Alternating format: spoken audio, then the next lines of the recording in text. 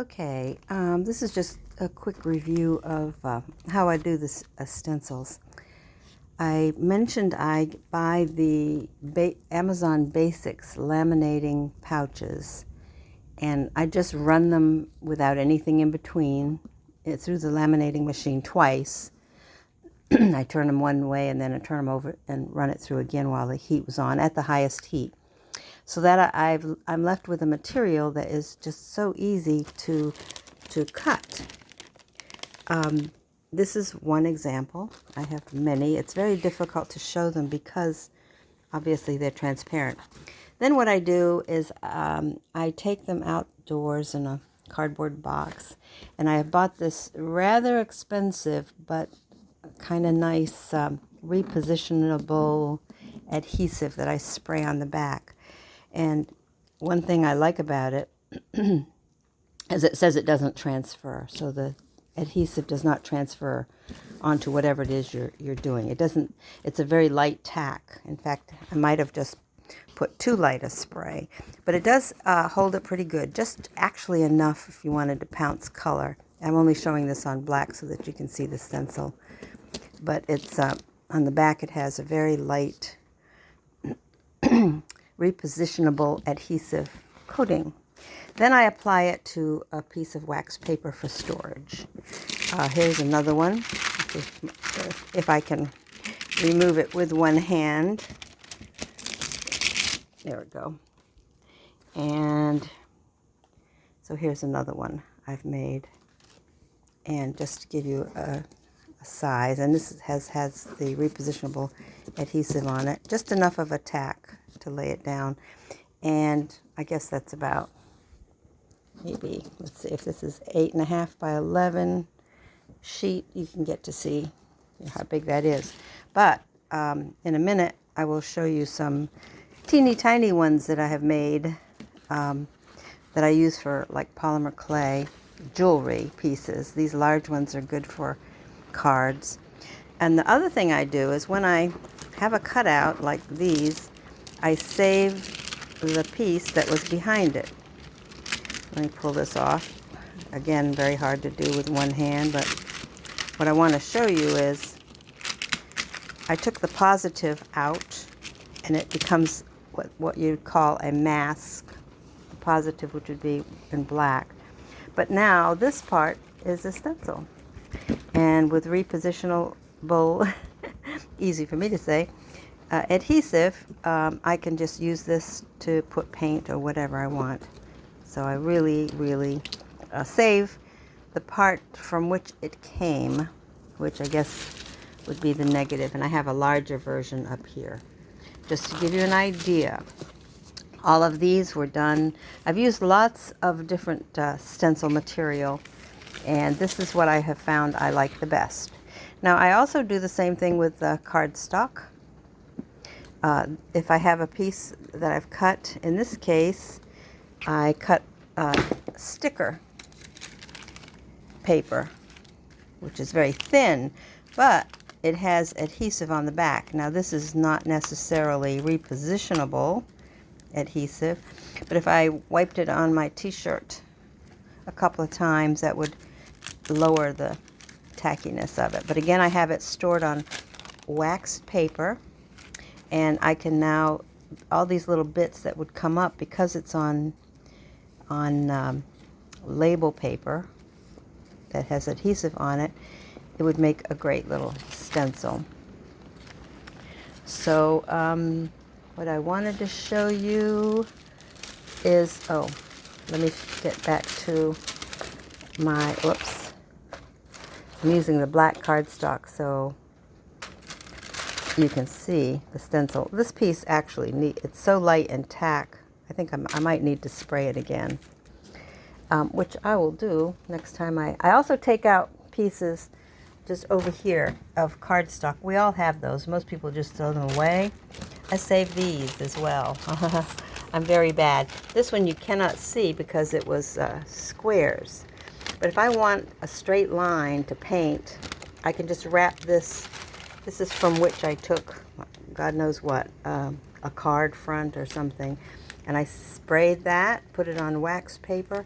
So if I want to frame something with and use a pen or paint, this would work as for that. Now here's another piece. These little flowers are on cardstock, and use the flowers for something else. I also put foam pieces. These are foam pieces that have the adhesive on the back. Now I can use these as stamps. This is that low-tack adhesive. As you can see, I saved everything. All right, getting back to the stencils over here, I just wanted to give you an idea of what kind of stencils I've made. I really, really, really love the way, see, I'm removing it from the wax paper. Again, these are like Matisse motifs, you'd call them. And because they're on my computer, this is stuck on wax paper now because I have the adhesive down here, as you can see. But since I'm working this with one hand, I'm not going to try to take it off. But it has got the adhesive on the back. Cut like butter, right? And now here's another one. Let's see if you can see this one. I don't know. I've got it on the, let's see, putting it black cardstock behind it might help. Yeah, a little bit, okay? So I want you to see the detail. Cuts like a dream, this these laminating pouches. And I put a link to it in one of my more recent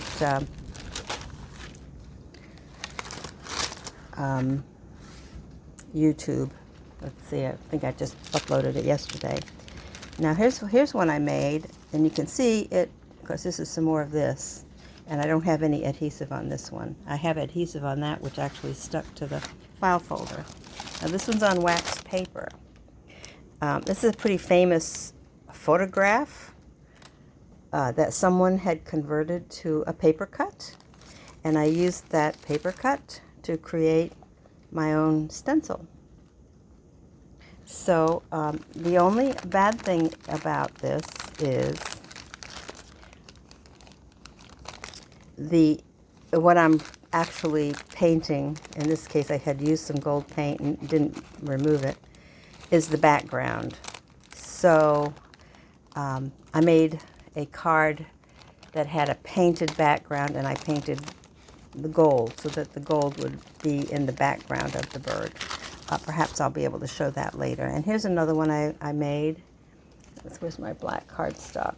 Just to show you. Some of these I've not put, but look at how detailed those are. They're really beautiful.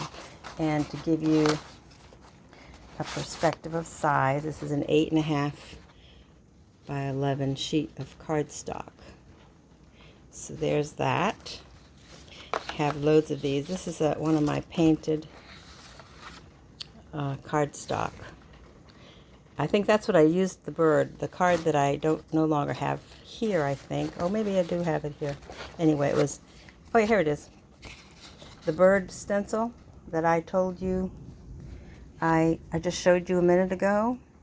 I had this painted cardstock, and just on one side, as you can see, was a bluer side, one side was a greener side. I painted both sides, and all I did was use that stencil and applied gold paint. Where's my stencil? I forgot what I did with it, but you got the idea. Yeah, I think it's down here somewhere. But anyway, what I wanted to show you is how detailed, look at the detail on that stencil. It allowed the paint to show through in the foreground, while the stencil actually enabled me to put the gold paint in the back. So that's that. And here's some more. This one here is a typical regular floral kind of stencil. And that's a card I made for my granddaughter. That was the first try. Then I have these envelopes filled with stencils, but they're very tiny. Some of these are very, very, let's see. I'm going to spill some out here. These are Look at these pine boughs. I mean, we're talking very, very small. Now here again, I save the outline, and then I have the inside. Like, this is a mask, but it's a stencil. You can see how little it is based on this and this one here. So I have saved both the outline using the same laminating pouches, and then I have several little, these will be great for fall, and some branches. Now I have the actual branch, which would serve as a mask, like that, cut out. If I put the adhesive, repositional adhesive on these, which I have not yet done, they would be very useful. Then here's one where I was able to use as an actual stencil. But anyway, the point I want to make is here's some leftover laminate that's been run through the machine. So if I wanted to create another one, I would just put this on my mat and go to town. I'm not showing you all of them. I have many that are even tinier than these. It cuts beautifully. Here's a piece that I'll show you again, how pretty that is. And it cuts really nicely. So I highly recommend. It's very inexpensive. I think I just looked it up. It's about $14 for 100 sheets of the laminator. Of course, you'd have to buy a laminating machine, one that you feed through. But it's worth it because, I mean, one stencil that you purchase will cost $12 or $13 or upwards of that sometimes, or $6 or $7. And look at how many you can make. And the beauty is you can make them, of course, you all know this, the size that you want. I just found my little gold thing so I could show you what I made with it. Make them the size you want, and then you can remake them. So, for example, if I wanted to use a part of this, I could just cut a part of it off using the software. But anyway, this is what the stencil that enabled me to put the gold background onto this colored cardstock, which is made up front. Okay, I think I've gone on long enough. This is a 12-minute show and tell, but highly recommend, if you're interested in stencils, to invest in a laminator and these laminated sheets, 100 of them for about 14 bucks, and you're in business, because it really does cut beautifully. So I think you can, there's also a laminating, there might be a laminating pouch setting on the machine, but if not, if you send me a query, I will be happy to share mine with you. I would be happy to also share any of my cut files with you if you're interested as well. Just be specific about what you want. All right, that kind of does my little show and tell. Let's see what else I've got in this envelope. Yeah, in this envelope I have more pieces of the, yeah, I try to keep them. And I have a whole lot more. This file folder is just chock-a-block full of stencils. I just cannot tell you. Some of them I've made out of cardstock, but since I've discovered the laminator, I really, really love it. Okay, that's gonna do me. Hope this is of some value to you. Have a great day. You can hear the rain pounding at the windows early this morning.